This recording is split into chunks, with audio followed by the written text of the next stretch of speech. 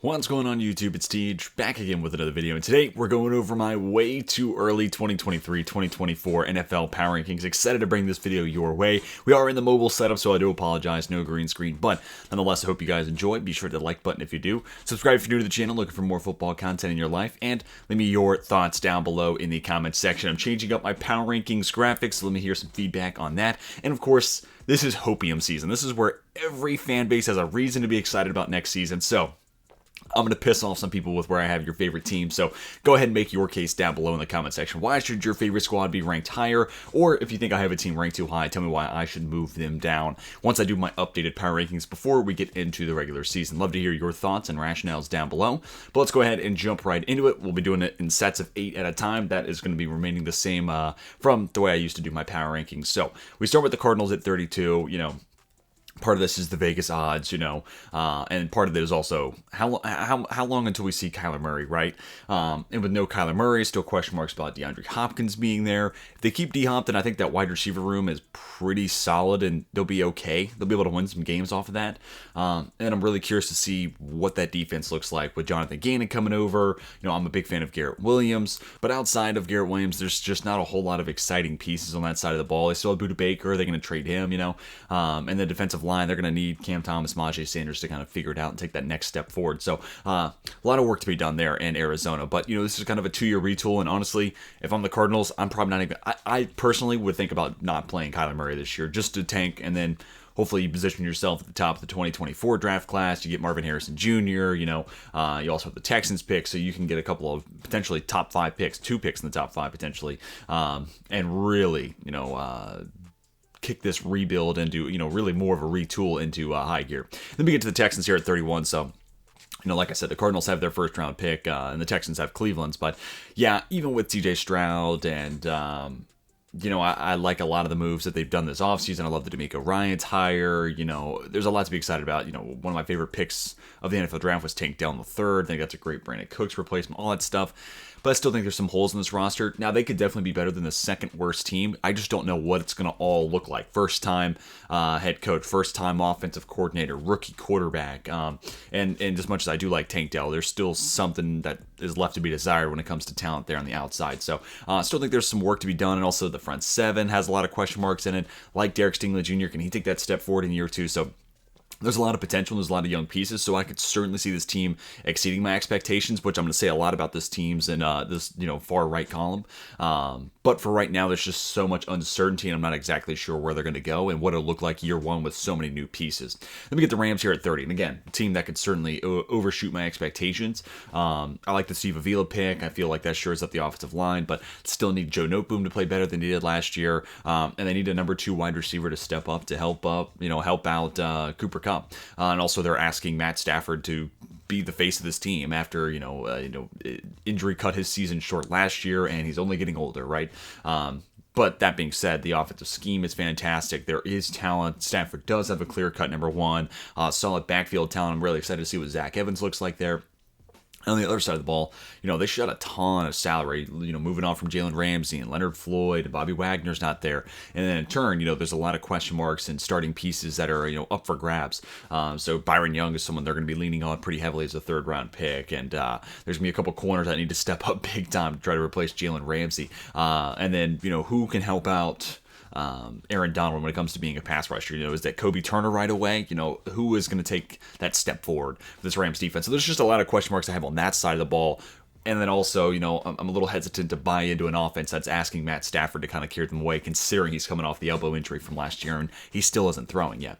Then we get the Panthers here at 29. Again, a team that could certainly exceed these expectations because Bryce Young to me was the right pick at number 1. And hey, if you figure out the quarterback position, things will fall into the right place. And I like the Frank Reich hire, and I'm excited to see what Josh McCown can do with that relationship as a QB coach, and Jim Caldwell there on the staff. I think there's a lot of pieces that could have this offense being pretty good. But the question mark's going to be at wide receiver. Can Jonathan Mingo be a 1 right away? Is Terrence Marshall Jr. better than what we've seen the last couple of years? Can Laviska Shenault figure it all out? And until we have an answer there at wide receiver, I'm a little concerned about what that offense is going to look like off rip. I think Bryce Young will be solid, but I don't know if he has that alpha number one guy really take the offense over. And it's almost shades of Joe Burrow's first year in Cincinnati pre-Jamar Chase, and it was like, yeah, well, Burrow's the guy, but he doesn't have the dude that he needs on the outside. And I kind of feel like that might be Carolina this year. But I do like their defense too. So again, that could single-handedly vault them up. And I also like the hire of Jero Evero as their DC. Then the Colts here at 28.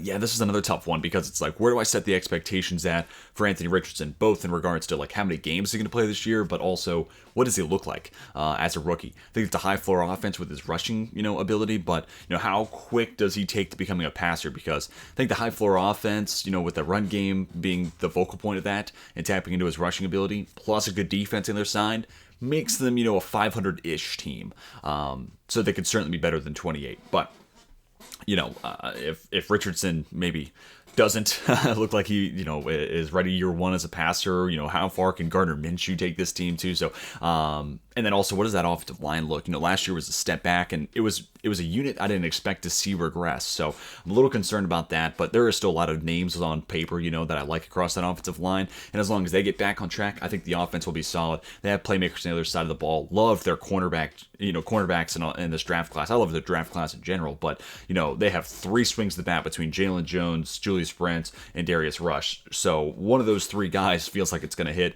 opposite of Isaiah Rodgers. So this is a team that feels like they're poised to be better than this, but again, there's so much newness in play here with Shane Steichen and Anthony Richardson, and then what does that pass rush look like, the offensive line, so have some question marks there for the Indianapolis Colts. And the Falcons come in here at 27. Look, I think they're going to be good with what they want to be good at, right? Like, I think this is going to be a really good rushing attack, but the question mark here is Desmond Ridder. And Ridder, depending on what he looks like here in year two, the Falcons you could easily sell me on an argument they should be like team 30, and I nudge all these other teams up a spot just because the 4 games last year, Ridder didn't look all that great. He didn't look abysmal, I suppose. It wasn't like Nathan Peterman level bad, but wasn't great. And I thought, to me, he was the most NFL ready of that 2022 class. So that was a little head scratching to me. But now full off season, he's being installed as the go-to guy. Hopefully they're building up his confidence, and hopefully we see that in the passing game. I also think his rushing ability with Bijan Robinson, kind of creates some easy layup opportunities, so to speak, for that offense. And then the other side of the ball, they did a lot of work on the defensive side, bringing in Bud Dupree on a 1-year deal, big time signing of Jesse Bates, the trade for Jeff Okudah. They're kind of piecing this together, but what does it all look like once it fully forms? And also Ryan Nielsen taking over as the defensive coordinator. So there's a lot of things that they've done that I'm excited about, and I think should make that defense better. But just because they've made these moves doesn't guarantee that it will be. So, if the Falcons defense takes that step forward, I think their run-heavy offense can get them to a 500-ish point. It's going to come down to Desmond Ridder. If he's better than expected, this team can certainly make the playoffs. If he's more of what we saw last year, the offense is still going to struggle, especially once they fall behind early, right? Like if a team gets up 7-0, then that's going to be a tough kind of obstacle for this team to overcome, in my opinion. But we'll have to wait and see. And then we get the Raiders here at 25. Yeah, I mean, part of this is like my lack of confidence in Josh McDaniels, but I mean, who knows? It could turn on its head at any time now. Jimmy Garoppolo feels like a guy who might be able to run that offense better than Derek Carr. Not that I think Jimmy Garoppolo is better than Derek Carr, but just the system familiarity there could kick in. And as long as they're force-feeding Devontae Adams, just like last year, whenever they were feeding DA, good things followed. So hopefully that's the clear focus in mind for McDaniels in that offense. But, you also bring in Jacoby Myers, like the Michael Mayer pick at the top of the second. So there's offensive firepower to go around. I think the offensive line got a lot better throughout the course of last season. Josh Jacobs is back, so I'm excited about that. But then you get to the defensive side of the ball, and it's like, Byron Young, from Alabama, feels like, a little better than there on the interior. How much time does Tyree Wilson miss with that foot? That could be problematic. Can Chandler Jones figure it out? What's that secondary look like? So, the Vegas, defense gives me a lot of pause and reason to kind of doubt them, especially in a division with Patrick Mahomes, Justin Herbert, and hopefully a resurgent Russell Wilson and the Broncos. So a lot of things still to be figured out there on that side of the ball, but I like the offensive firepower. I think this is a team that can win through the air, so I'm a little more biased to them, and that's why they kind of got the nudge over the Falcons. You know what? I just realized I skipped Tampa Bay, so sorry, Buccaneers fans, but they come in at 26, just behind the Raiders, because as much as I'm not a crazy Jimmy Garoppolo, believer or stan or anything like that, he is certainly more consistent when he's on the field than, Baker Mayfield, who's been the definition of a roller coaster. And ultimately, that's what this comes down to. And that's why, the Buccaneers, Falcons, I kind of had them shoulder to shoulder here because I don't know what Ritter's going to be. I don't know what Baker's going to be. So a lot of question marks there. The rest of the Bucs roster does feel pretty good, and especially, if Cody Mock plugs in, plays well on the interior, then Luke Gedeke moving out to right tackle, I think he'll be fine there. I actually liked him a little bit as a tackle prospect more than an interior offensive line guy from 2 years ago's draft, 2022. But that being said, still banking on Gedeke taking that step forward, and then hopefully Kalijah Kancey is kind of that missing cog to really unlock the pass rush and get them back to when they were, the team that won the Super Bowl, and that pass rush was a huge reason why. So, like a lot of the names on the roster, but there's still some important question marks to figure out: that pass rush, the offensive line and its reshuffling, and of course quarterback. That's where it matters most. So, sorry Buccaneers fans for skipping you guys over. Then we get to the next set of 8 teams here. Commanders at 24. Kind of the same thing I was just talking about. This comes down to Sam Howell. I think the run game can be efficient. I think the offensive line is solid. Love the pass catching core. Jahan Dotson was better than I expected. Terry McLaurin is a bona fide star. And then, we'll figure out the tight end position. That's going to be a big part of the offense for Eric Bieniemy. Can Logan Thomas stay healthy? Is it Cole Turner? Things to be figured out there. The defensive side of the ball, like the last couple of years, like you look at the names on paper and it's a loaded unit. Now, can they stay healthy? Hopefully. If so, then that team becomes that much better. That pass rush should be one of the best in the league, and it should keep that secondary, specifically those cornerbacks, in a much better situation, because that's the one area of weakness that kind of sticks out, that and linebacker. But I think you can win and kind of piece the defense around maybe some weaknesses at linebacker. Problematic corner play, that's a little harder to hide. Broncos here at 23, and this could break in any other way. And honestly, the Broncos feel like a team that's not going to stick here at 23 for very long, because it's either Sean Payton works and this team gets pole vaulted into the mid to high teens, or it's more of the same what we saw last year and they're falling into the mid 20s. So we have to wait and see. I got to see a couple games of what this team looks like, but I do think Sean Payton will clean it up. I think the game management side of it for sure will look better, and I do expect him to have an offense that is more catered to Russell Wilson. Really interested to see what the wide receiver situation looks like. Do they move on from Sutton? How much of a cog in the mix is Jerry Jeudy? How big of a role can Marvin Mims carve out for himself? What are they doing with KJ Hamler? All those sort of things. I think they did a good job kind of reshopping that, repairing that offensive line, bringing in someone like a Mike McGlinchey and a Ben Powers. And the defensive side of the ball, you bring in Vance Joseph. I like that hire. Pat Surtain, stud. I think they have, I think they have some good depth at edge. Now it just comes down to really Baron Browning playing like he did the first, 3 or 4 games we saw at edge. He needs to do that the entire season, because him plus Randy Gregory, I think that's an awesome duo. Then they got some depth with Nick Benito and Jacob Martin behind that. And, kind of going back to the secondary, Surtain, Justin Simmons, Kareem Jackson's coming back. So a lot of things I like about that side of the ball in specific. This is going to come down to Russell Wilson and how quickly he takes that Sean Payton offense. Titans at 22, as long as they keep Derrick Henry, they have their identity, right? They have a huge weakness at wide receiver, and I wonder if there's anybody on the market that might be able to move the needle. But I am kind of interested to see what Kyle Phillips looks like as a slot wide receiver. I could see him being a day 3 pick that is better than people expected, and maybe, kind of a second-year sleeper this year. So maybe someone you want to draft and stash in fantasy, especially if it's a PPR league. I could see him being a guy getting a lot of volume there in the slot for Tennessee's offense. But also, it's him and Treylon Burks, and, I'm not really crazy about Westbrook-Akina. So, he might just get a ton of targets just because of the names that they have on that position group.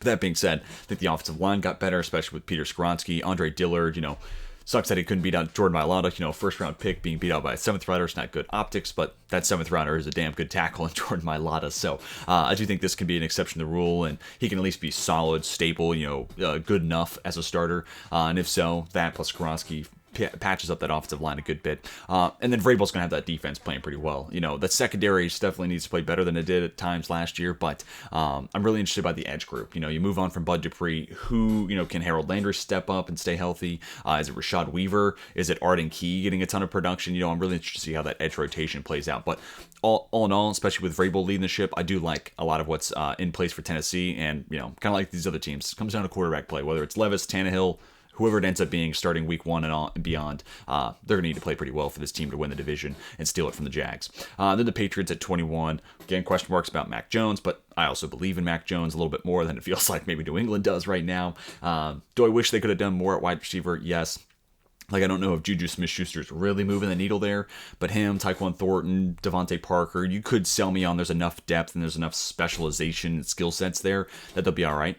Plus, Mike Gesicki and then Hunter Henry at tight end. Okay, maybe that's just enough. James Robinson in the backfield, plus Rondre Stevenson. Okay, that's fine. Really, the biggest needle mover from last year's offense to this year is the change from Matt Patricia, Bill O'Brien. I would argue the single biggest jump in offensive coordinator in any sort of hire made this offseason. And then, Minnesota on the defensive side, but we'll talk about the Vikings later on. So I do think that goes a long way to getting this offense back on track. And then, Bill Belichick's going to have that defense playing pretty well. Really excited to see what Christian Gonzalez looks like, because if this defense gets that number one shutdown guy, they're going to be a whole lot better than 21.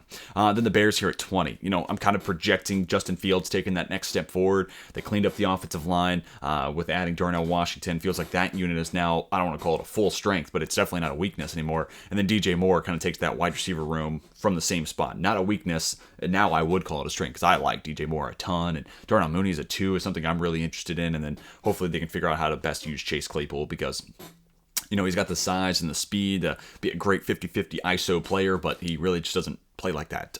So hopefully they find that right role for him. And then Matt Eberflus, I think, is a guy that's going to get a lot out of a little on the defensive side. Part of it's the scheme. I think that cover 2 defense is, one, they run it so well that I think it kind of raises the floor. And I think he just coaches it well enough to where, like, mediocre players, no disrespect, mediocre players better than me, but like an average defense can be kind of catapulted to another level with Matt Eberflus in his defense. And we even kind of saw that in Indianapolis, where it's like corners that went from like no names or kind of like perceived as maybe bust, like a Rock Ya-Sin went from the second rounder that kind of was falling out of favor in Indy. Matt Eberflus shows up, and then all of a sudden they got a good defense for him, and he starts having some good years, and then he hits free agent market and gets a decent contract with the Raiders, right? Like, I think you can do kind of the same stuff. Plus, the natural, talent they've added: Zach Pickens, Gervon Dexter on the inside, Tyreek Stevenson, Terrell Smith to play the cornerback spot. I think they've done a lot to kind of patch up some of their holes there on that side of the ball. Plus, free agency, you bring in a Tremaine Edmonds, you sign a TJ Edwards. Yeah, so I like a lot of what they've done to kind of patch up that defense and build it in the mold that Eberflus needs. That's going to come down to Justin Fields. What can he do with DJ Moore? And then, what does Luke Getsy do with the combination of Fields as a passer, but also his unbelievable rushing ability? I'm really excited to see this Bears offense. Saints coming in at 19. Derek Carr is by far and away the most solidified, solid, and consistent quarterback in that division. There's a world where, Ritter could play better than Carr. Sure. It's in the range of outcomes. And the same thing for, Baker Mayfield. Yeah, sure. I'm not saying it's impossible. Maybe Bryce Young hits the ground running and he's already a top 10 quarterback. Who knows? But as of right now, I look at Carr and I'm like, that's the guy I have the most faith in right now. Not that he's all world or anything, but he's better than, rookies, traveling quarterbacks, kind of guys who played all over the place with Baker Mayfield, and then another young quarterback in Ritter. So that on top of, I still like this roster in New Orleans, man. Like, even with the Kamara suspension, Jamal Williams, Kendre Miller, I think that's fine. The interior offensive line is something I've kind of had a bone to pick, but generally conceived as one of the better parts of that roster. But they don't pick up the 5th-year option for Cesar Ruiz for a reason. I don't think Andres Pete's as good as, his Pro Bowl number would maybe suggest. But that point aside, you still have pass catchers like Chris Olave and Michael Thomas, Rashid Shaheed. So they have a ton of weapons there for Carr to use as well. On the defensive side of the ball, Demario Davis still playing really well. As long as Marshawn Lattimore is healthy, he's a stud. Cam Jordan still playing good football. And then, it comes down to Peyton Turner taking that step forward. And then how much can Isaiah Foskey produce right away? And to me, it was kind of one of those higher floor, maybe lower ceiling prospects. So I think you can expect at least a solid player as that third rusher in a rotation there. So plus Brian Brzee, I'm really excited to see what he does as a David Onyemata replacement. And I think New Orleans has done a good job developing defensive linemen. So I think they could kind of tap into his potential and maximize what Brzee should have been at Clemson. Then the Giants come in at 18. Again, this is Daniel Jones. I think Brian Dable did a great job, and it felt like the first time there was an offense actually built to cater to Daniel Jones' full skill set. Plus, you bring in Darren Waller. I think that's a potential, almost like the Ravens, where it's like the tight end's your number one target. I think that's, as long as Waller's healthy, that's how it's going to end up playing out. But then you get great value with Jalen Hyatt in the 3rd round. And they don't have this big body possession X guy, but, Sterling Shepard's a solid route runner. Isaiah Hodgins was productive down the stretch last year. Hyatt with the over-the-top speed. Darius Slayton kind of has that same ability. Paris Campbell, good yak weapon, also can force the issue over the top. They have names, and it could be like a wide receiver room that wins with depth and so many different specialized skill sets, kind of like New England, versus having like a dude who just wins games because he's better than dudes. So it could play out like that. And, you add in Deonte Banks, Bobby Okereke. It feels like this defense is starting to take shape in the way that Wink Martindale needs to. So depending on Daniel Jones, can he kind of pick up with where he left off last year? Because if so, this is a solid team. Then Green Bay here at 17, and just like every other team, this comes down to the quarterback, right? Like, what does Jordan Love look like? But man, he looked good in those, 10, 15 attempts we got to see against Philadelphia. Now, granted, Packers fans, sorry, I have to bring up the caveat. That was a double-digit lead for Philadelphia. They were playing off coverage. They were just saying, hey, let's just, if they're going to score, let's not let it be quick. And unfortunately, it was a quick touchdown because, little crosser, Christian Watson, catch, run, takes it to the house. Like, it was the one thing Philadelphia didn't want there, but it's not like they got beat over the top. It's just Christian Watson's a freak athlete, could run away from dudes because he's 6'5" and runs 4.4 speed, So all that to say, yes, Love did look good in that game, but also the Philadelphia defense wasn't giving him a true test like they would maybe against Rodgers in the first snap of the game, right? I think the context there is imperative to apply here. But that being said, I did like Jordan Love coming out of Utah State. I love these toolsy, traitsy quarterback types. And now he's got 3 years of sitting behind Aaron Rodgers. This should be the time where we get to see it fully come together. And, you add a wide receiver, a couple tight ends on day 2 of the draft. They've given him more weapons to work with. Now you're hoping year 2 of Dobbs and Watson, they get better. I think the defense is really good on paper, plus good coordinators. Matt LaFleur is the head coach, but he's the OC. And then plus defensive side of the ball, they've had a lot of success over the last couple of years. Quarter heavy defense. I think Jair Alexander thrives in that type of stuff. So excited about where this defense goes. And also, I think Anthony Johnson, 7th round pick, we could see him on the field pretty much right away. And I wouldn't rule out they bring back Adrian Amos. He's still sitting on the free agent market at the time of this recording. So, really solid team. And then if Love takes a step forward and is better and kind of was the guy we saw against Philadelphia, they're a team that's going to move up this board. And if he's okay to average enough, they'll probably stay put, maybe fall down a couple spots. All right. Next group of teams, we get the Steelers at 16. Yeah, I wasn't crazy about Kenny Pickett coming out of the 2022 draft class. He was my QB4 behind Ritter, behind Howell, behind Willis, just because bad quarterback class. I want those high upside guys at the top. And then I thought Ritter was more, of a guy who could step in and run an offense week 1 versus Kenny Pickett, just because of the time to throw stats from Cincy and Pitt for those two guys respectively. But Pickett was better than I expected, which was, great for me as a Steelers fan. And, you still have a ton of talent on the outside. George Pickens needs to, if I can have one, NFL wish, if my hopium could become reality, it'd be that Pickens averages at least 8 targets a game. Felt like there were way too many times last year where you'd finish games, look at the box score, and it was Pickens with 4 targets, Pickens with 5 targets, sometimes with 3, and it's like, what are we doing? We know this guy's a freak. Why are we not giving him the football more? But Deontay Johnson, Pat Freiermuth, Darnell Washington, you add Broderick Jones, feels like that picket fence is being built in the image that not only is going to keep Pickens, clean, but also like Broderick Jones is a mover of people. Like, this guy in a run game is exactly what Pittsburgh was looking for to put a smile on the face of Najee Harris, right? Like, that's what they want their identity to be. And then you throw Darnell Washington into that, and it definitely furthers the point. The defense is going to be good. Joey Porter Jr. plus Pat Peterson, those feel like different, skill sets there in the corner room.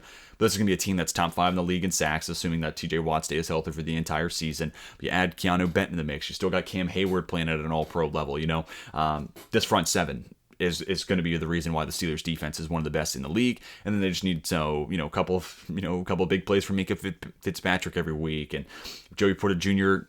hits and looks good as a rookie. Then I think that secondary is going to be solid. But I do wonder about him and Pat Pete. That's kind of where this team, maybe you could sell me on an argument they should be a little bit higher, but I just wonder about what the back end coverages are going to look like with this squad.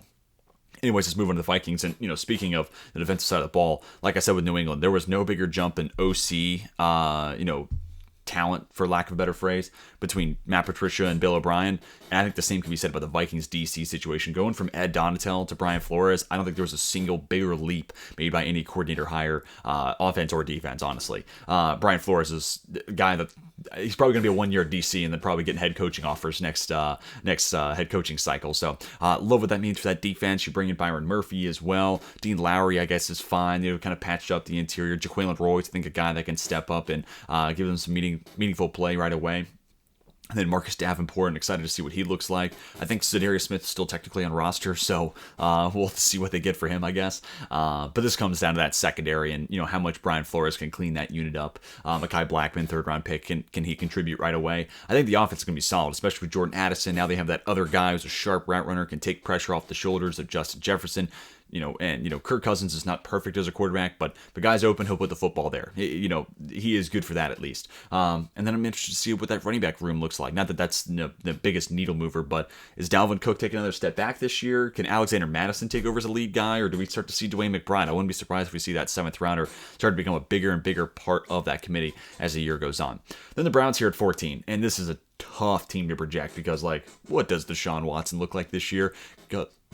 Post-suspension, he really did not look great last year. But, you add Cedric Tillman. Can that be another, big weapon that they take advantage of? Him plus Coop and Elijah Moore. So it feels like they've done a lot of work to get more weapons around Deshaun Watson, which I felt like they needed, plus Siaki Ika, plus Dalvin Tomlinson. So, coming into this offseason, my biggest, question marks, where can the Browns get better at wide receiver and IDL? And I think they did a great job at proving both those spots. So that on top of hopefully the secondary staying healthy, Jeremiah Owusu-Koramoah, if he can play full 17, that's a big time playmaker in the middle of their defense. Anthony Walker Jr.'s back. Hopefully he stays healthy as well. So there's a lot to like. And of course, Myles Garrett's a game wrecker. He's a guy who, could easily put up 20 sacks this year, and it wouldn't totally surprise us by any stretch. And, hasn't gotten a Defensive Player of the Year, but this is the year where he gets that under his belt. So this comes down to Watson, and then how much Jim Schwartz changes the face of that defense. Can he get that defense back on track? Because it was 2 hit and miss last year under Joe Woods, the former DC for Cleveland. But if they get more consistent and if Deshaun Watson plays better, this is, going to be one of the best teams in the AFC, which, there's plenty of reasons not to root for that, depending on how you feel about Deshaun Watson and all that sort of stuff. And, of course, my favorite team's in the same division, so I'm not really rooting for it. But, on paper, this is a hard roster not to be like, wow, this team can go far. Then we get the Lions here at 13. And look, there was a whole lot of, conversations about their first round. And, put that aside, look at their first 5 picks. It's hard not to like that draft class. So Brad Holmes, to me, still one of the best in the biz. And, this was a weird draft class where there wasn't a whole lot of blue chip talent towards the top. So not that excuses reaches, for players of low position value like running back and linebacker. But I think that's the way they saw it. Whereas hey, there's not a whole lot of blue chip talent. There's not a whole lot of BPA to be had necessarily. So let's go get our guys. Let's go get Gibbs. Let's go get Jack Campbell. And then you get extreme value with Brian Branch. Laporta's a fine value there, and then Hendon Hooker in the third, which I think is great. Jared Goff, we already saw, can play well in that Ben Johnson offense, and Ben Johnson as an OC does a great job at maximizing the skill sets that the guys on his side of the ball have, pulling Penei Sewell, taking advantage of his athleticism, getting Amon-Ra St. Brown into space, and then even a little bit of what we got to see with Jameson Williams last year, a couple of big plays where he was kind of schemed open, which, he's a good enough player where I don't think he needs offensive scheme help, but damn, he'll certainly take it.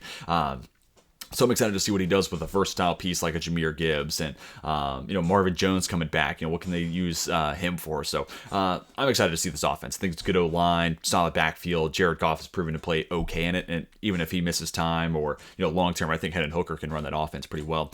Then the defensive side of the ball, it was historically bad for the first half of last year. They start getting some positive turnover luck, and all of a sudden it's not a bad unit. And now you add Emmanuel Mosley, Cam Sutton, CJ Gardner-Johnson, Brian Branch in that secondary. And it's dude, Sutton, Gardner-Johnson, and Brian Branch, I love the versatility of those 3 guys. You can line them up all over the field and create a lot of chaos for opposing offenses where QBs just don't know where these guys are moving once the ball's snapped. But also, year 2 of Aiden Hutchinson, year 2 of James Houston. Hopefully we get to see Ali McNeil build off of what he had last year. Jack Campbell, that's a huge presence to add to that linebacker room. Derek Barnes is a designated blitzer.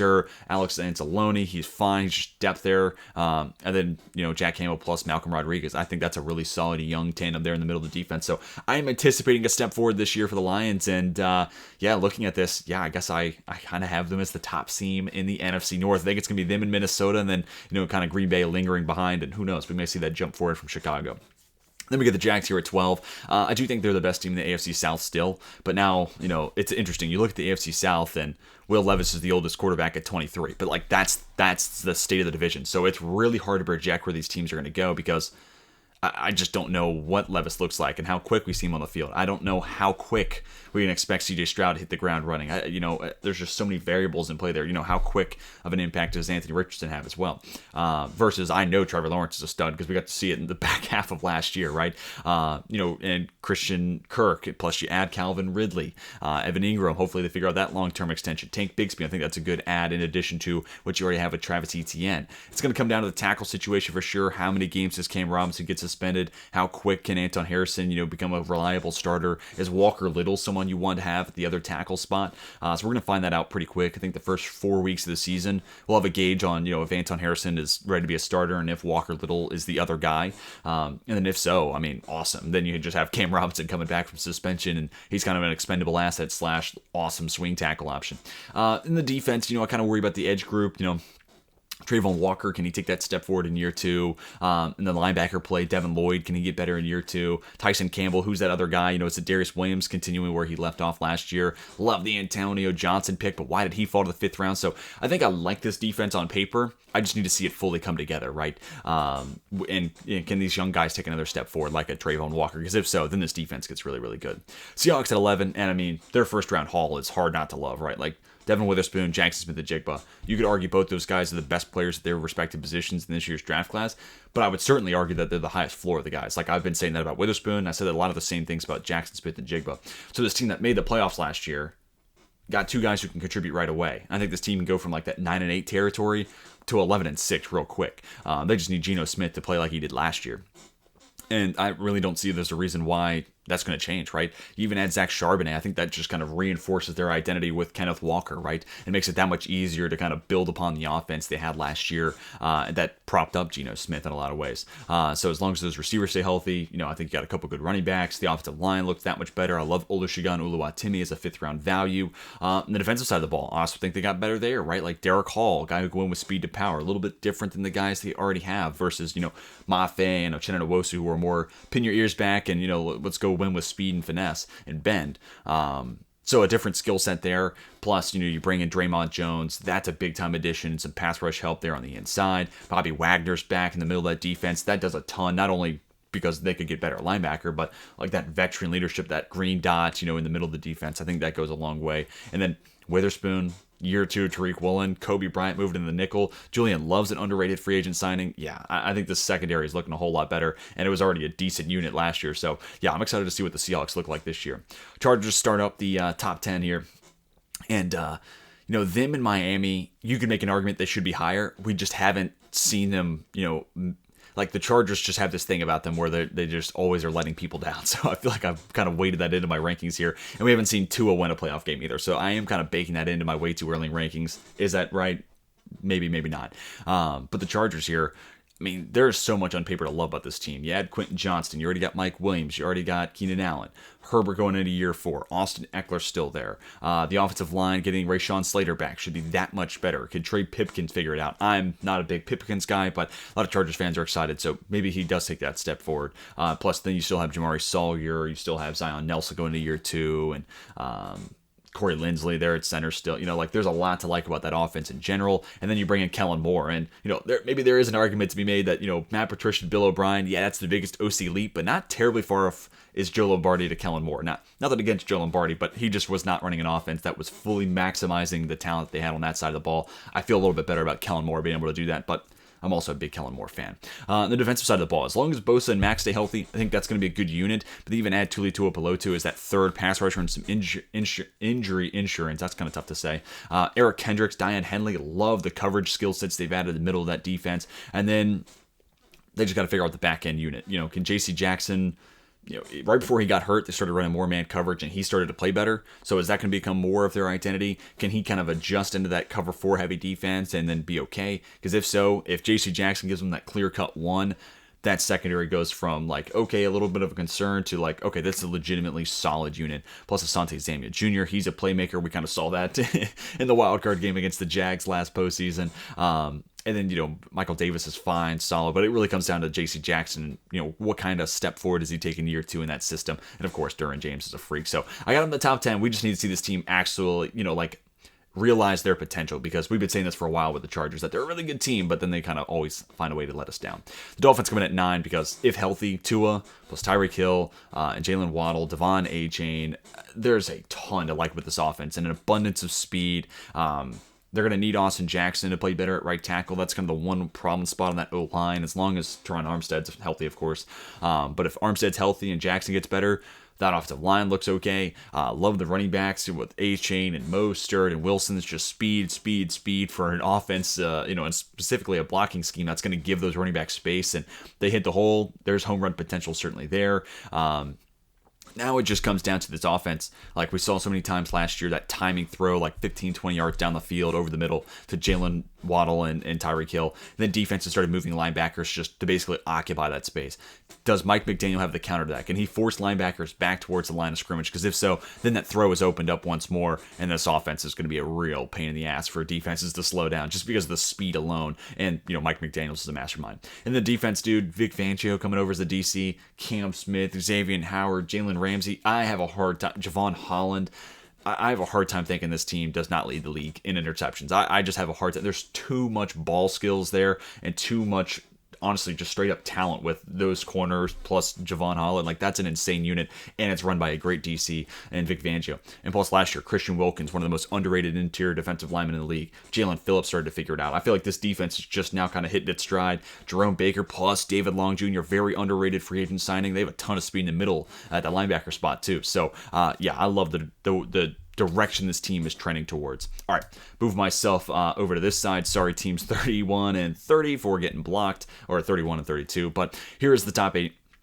I got the Cowboys at 8. Again, you could convince me Dallas should be 10, and then you move up Miami and Los Angeles, because a lot of the same things where it's like, what clutch moments have we seen from Dak Prescott and the Cowboys over the last couple of years? I'd argue none, but all three of these teams have a lot to prove. The Chargers, the Dolphins, and the Cowboys. But you look at the talent in the roster, and it's hard not to like it. And we'll see what Mike McCarthy is the play caller, him, and then Brian Schottenheimer comes over to be the OC. But it sounds like it's going to be McCarthy calling plays.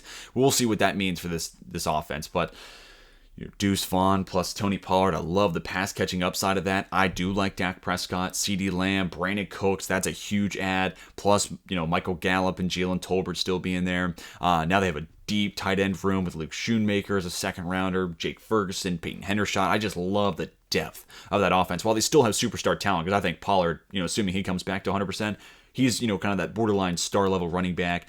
CeeDee Lamb's a superstar. Brandon Cooks, he puts up numbers everywhere he goes. He's still a star in this league.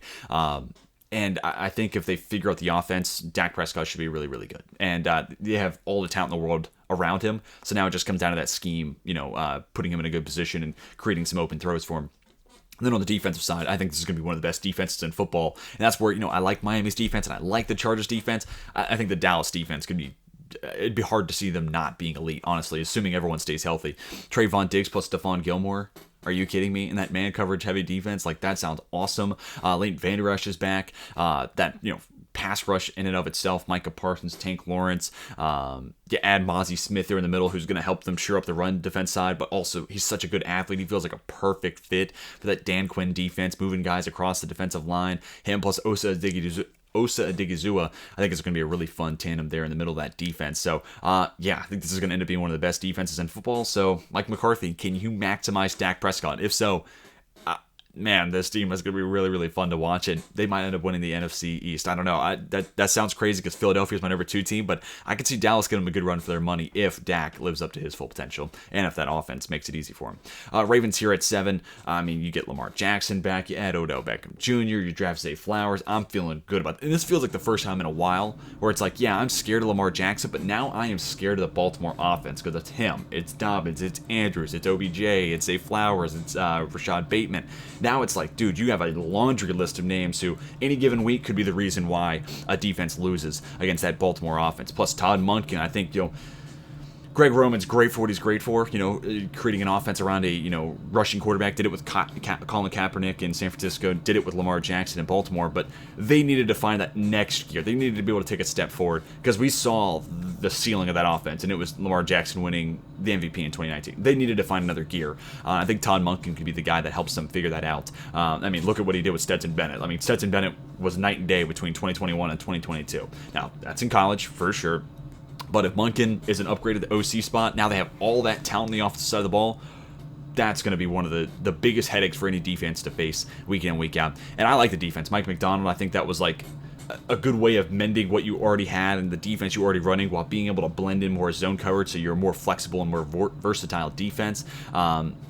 I do worry about that second corner spot opposite of Marlon Humphrey, but maybe there's a free agent signing they can add or a trade to be made, or maybe Kai Blue Kelly is just ready to roll as a 5th rounder. If there's a team to draft Kai Blue Kelly in the 5th round and have him be a competent starter, Baltimore would be at the top of my list to make that happen. And then David Ajabo, hopefully he takes a step forward, and him, Odafe Oweh, can give you a really athletic edge tandem. I do worry about the loss of Calais Campbell, what that might mean, but also I just look at that linebacking core now, I'm like, Roquan Smith plus Trenton Simpson, yeah, they'll be just fine against the run, and plus a ton of coverage upside there too. So love the Ravens on paper, which tastes like vinegar coming out of my mouth as a Steelers fan. Then the Jets here at 6, I contemplated, like, should they be this high? And I'm like, dude, yeah, they should, because, we'll see what they end up doing at tackle, but I think by drafting Joe Tippmann, you give Elijah Vera Tucker the flexibility to play tackle if you need, because Tippmann can fill in at guard. But Dwayne Brown, Mekhi Becton, Becton's down like, 40 pounds or 35 pounds or something like that. He looks like he's in the best shape of his life, which, hey, that's off-season talk if I've ever heard it. But if him and Brown hold down the fort, Max Mitchell's a swing tackle, I think that's good enough talent to be a really solid tackle tandem. And then the depth of Mitchell. And then Vera Tucker, who can also, be a fill-in guard, or tackle, excuse me, but he's also a high-level guard. Joe Tippmann, guard center flexibility. Connor McGovern's back for another year. That offensive line looks great. Garrett Wilson, that's a bona fide one in the making, right? Alan Lazard has that chemistry with Aaron Rodgers, and of course, the most important part about this is the fact they got Aaron Rodgers, right? Like I said all throughout the offseason, if they get Jimmy Garoppolo, they can make the playoffs. If they get Derek Carr, they might be able to win a playoff game. If they get Aaron Rodgers, they're Super Bowl contenders. And that's just me talking about the offensive side of the ball. This defense is going to be even better than it was last year, you could argue, because Sauce Gardner going into year 2. DJ Reed, year 2 in that system, right? And then you add in a Will McDonald, year 2 for Jermaine Johnson. I just love what they've been able to build slowly but surely over the course of the Robert Saleh and Joe Douglas tenure in New York. It's been a little bit at a time, patching up that defense, and now it's gone from, a spot that was, a unit that wasn't necessarily the reason why the Jets were bad maybe 5 years ago, but now it's like one of the best defenses in football. And it's right there, like them in Dallas. I just look at it and it's like, dude, I just don't know how you move the ball against that unit, to be honest with you. I think the Jets are going to be one of the best teams in the AFC. It just comes down to how quick Rodgers and that offense really comes together. But Nathaniel Hackett is the OC. You hire him for a reason. There should be a lot of continuity there, especially with Rodgers' familiarity with that offense, but also Lazard coming over, and all of his buddies are now New York Jets. So I think they'll be able to hit the ground running. Then we get to the top 5. It's the San Francisco 49ers at 5. Yes, it's probably Brock Purdy as the starter, but Brock Purdy a spot ahead of Aaron Rodgers. How do I feel about that? Not great, but Kyle Shanahan and that offense, man, they're going to be able to create a bunch of running lanes. Christian McCaffrey, Elijah Mitchell, love that backfield. They get a ton out of Deebo Samuel, Brandon Ayuk. That offense maximizes their ability to be threats with the ball in their hands. And then George Kittle, of course, a freak. And then that defense, even with, the transition from D'Amico Ryans to Steve Wilkes, I think they'll be just fine. I think they're going to be just fine. The pass rush is still going to be crazy. And I'm ready to see them turn Clelin Ferrell into someone who almost looks like a first rounder. Like, I just can't wait to see them do the same thing they did with Charles Omenihu, and turn Clelin Ferrell into this guy who's going to get a double-digit salary in a couple years' time. So I'm projecting. Fred Warner, stud. I think Jair Brown, I wasn't crazy about the 49ers draft, but he's the one guy I think can make an impact right away as that Jimmy Ward nickel corner replacement. And then Charvarius Ward, I think, gives him at least one shutdown guy there on the outside. So I think the 49ers are going to be just like the 49ers we saw back half of last year. They're just consistent, solid, and they're such a tough team to beat because of that offensive scheme and the talent they have on the other side of the ball. So, yeah, I think San Francisco's going to be one of the best teams. Then the Jets, you can maybe convince me to flip those two, though. Then we get the Bills here at 4, and then the Bengals at 3. They're kind of that same tier. They're the next best teams of the AFC, right? But, hey, Cincinnati beat them in the playoffs, and, like I said with, the Dolphins and the Chargers and the Cowboys, it's like, I love Josh Allen. I feel like I'm the president of the Josh Allen fan club. He's the number 1 player on my board in 2018. But where has it been in the big moments, right? Like, where has it been? And not to say he hasn't had big games, right? He had that shootout with Mahomes a couple of years ago, right? In 13 seconds, the Chiefs, able to get in the field goal range, all that stuff. Like, Allen was great in that game. I'm not saying it's all him, But that being said, I do worry about what happens in a big game and Stephon Diggs is getting double teamed. Like, it feels like it might be the same stuff we saw from the Vikings last year, where it's like you take away Justin Jefferson and they have no one else who can step up. Hopefully that changes with Dawson Knox and Dalton Kincaid, more 2 tight end sets, creating some mismatches with those two. And hopefully it's more James Cook in the pass game. Hopefully it's a different role for Khalil Shakir, getting him more involved underneath and as an intermediate threat as well. And then Gabe Davis is kind of a one-note guy, but they need other dudes who can step up and get open reliably to take that pressure off of Stephon Diggs' shoulder. If they get that, this offense is going to be one of the best offenses in football. But if it's Stephon Diggs kind of carrying the load and then someone figures out how to take him away, it's going to take Josh Allen running for 150 plus yards and a couple touchdowns to win them games, which we saw them have to do at times last year. And then hopefully Tre'Davious White gets back on track. He didn't really look like himself post return from injury. And then you get Micah Hyde, you get Jordan Poyer back. That's great. Also Damar Hamlin coming back. I'm really interested to see what that looks like. Replacing Tremaine Edmonds is going to be tricky, but I think they'll be able to manage. And, Matt Milano's emerged as one of the best coverage specialist linebackers. So him plus Dorian Williams, I love the coverage ability of those two guys in the middle of that defense. And then, the biggest question mark I think I have with these two teams is, like, the Bengals pass rush is so consistent. Like, Trey Hendrickson may not be Nick Bosa, but the dude is consistent. You got to give him that. Meanwhile, the Bills, it's like you lose Von Miller and this pass rush evaporated like that. So you can't have that if you're going to be a team that's, vying for a Super Bowl run. So can Von Miller get back on track and be the same dude we saw him be last year? And also, like, if Miller isn't that guy, can Greg Rousseau take a step forward? Can Boogie Basham figure it out? Who's that next dude on the defensive line to be that force multiplier that we saw Von Miller was? So question marks there, but man, I love Josh Allen, and if he is playing like he was in that shootout against Mahomes, it's gonna be a tough team to slow down. And if they find someone else to help out Stephon Diggs, again, it's gonna be a tough offense to slow down. But we already talked about with the Bengals, man. They can just win in so many different ways. We saw them score, win games with Joe Mixon scoring 5 touchdowns. We saw them win games with Joe Burrow being a buzzsaw and, hooking up with T. Higgins and Jamar Chase put up gaudy numbers. We've also seen them win low-scoring games that are more defensive grinded-out contests because their defense is that good. And you add in the flexible, coverage skill sets of a DJ Turner. You add Jordan Bell to be that Von Bell replacement, or Jordan Battle, to be that Von Bell replacement. Losing Bates, losing Bell is going to be tough to do, but I think Dax Hill and Jordan Battle / Nick Scott, I think that's a safety trio I think that could cover up and give you a lot of what you're missing with those other two high-level players and a superstar in Jesse Bates departing. And then DJ Turner gives you good coverage flexibility. Chidobe Awuzie last year of his contract. Mike Hilton, same thing. So, I think it's going to be the status quo moving forward for the Cincinnati Bengals. I think there's going to be a lot of the same stuff we've seen for the last couple of years. And Joe Burrow's just got ice in his veins, and he's going to show up in big moments. So, again, that's kind of the reason I gave him the nudge over Josh Allen and the Bills. Eagles at 2, as complete a roster as there is in football. Yes, there's going to be a change in OC and at defensive coordinator, so how much does that affect things? We'll have to wait and see, but it's still Jalen Hurts, it's still A.J. Brown, it's still Devonta Smith, it's still Dallas Goedert, and, Rashad Penny, Kenneth Gainwell. They're going to be able to run the football well. That offensive line is crazy good. And the defensive side, you get back Darius Slay and James Bradbury. And, you lose Chauncey Gardner-Johnson, but for the most part, the gang's back together. Fletcher Cox is even coming back, right? And then, you lose TJ Edwards, the linebacker might be a bit of an issue, but year 2 Nakobe Dean is something I'm excited to see. And then Jalen Carter, Jordan Davis, that edge rotation on top of it with Nolan Smith being the 30th overall pick. This team prioritizes defensive line, and they're going to have 8 dudes they can just cycle through and keep fresh, and that's going to be tough for opposing offensive line, simply put. So, I think the Eagles are going to be the exact same Eagles team we saw last year. And who knows, too, Jalen Hurts might get even better. All we've seen Jalen Hurts do, and this was a part of the reason I was higher on him than most, was Alabama to Oklahoma. We saw Jalen Hurts get better. Oklahoma to year 1 in the league. We saw him get better. Year 1 as the start, or, last 4 games, of his rookie year when he got to start versus first full year as a starter, we saw him get better. And then first full year as a starter to last year, we saw him get better. So who knows? He might keep that trend up and get even better this upcoming season. I certainly hope so because he's a really fun player to root for. And the Chiefs come in at 1. Hey, they're the reigning Super Bowl champs.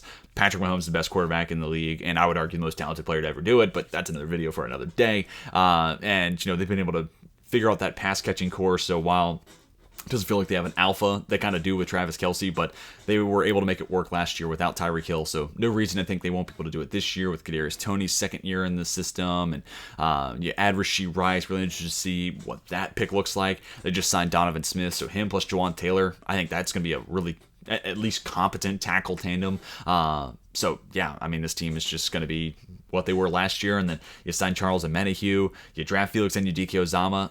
it feels like it's last year's Kansas City team, but with even more edge options, which, I mean, how could you not be scared of that if you're any other team not named Kansas City, or if you're a fan of any team that's not the Kansas City Chiefs, right? So, yeah, the Chiefs easily come in at number 1. But at long last, that is going to do it for my way too early power rankings. Sorry, I had a lot of thoughts on all these teams, wanted to share them all, so let me hear your thoughts down below in the comments section. I know I'm going to irritate a lot of teams and fan bases alike with where I have your squad, but let me know why I'm wrong. You know, be respectful about it, please, but let me hear your case for why your favorite team should be higher up these power rankings. And if you think there's a team that's way too high, let me know why they should be moved down before my next power rankings. I'd love to hear your thoughts and your arguments for why these teams should be moved a little bit in the next power rankings. So let me hear it down below in the comment section.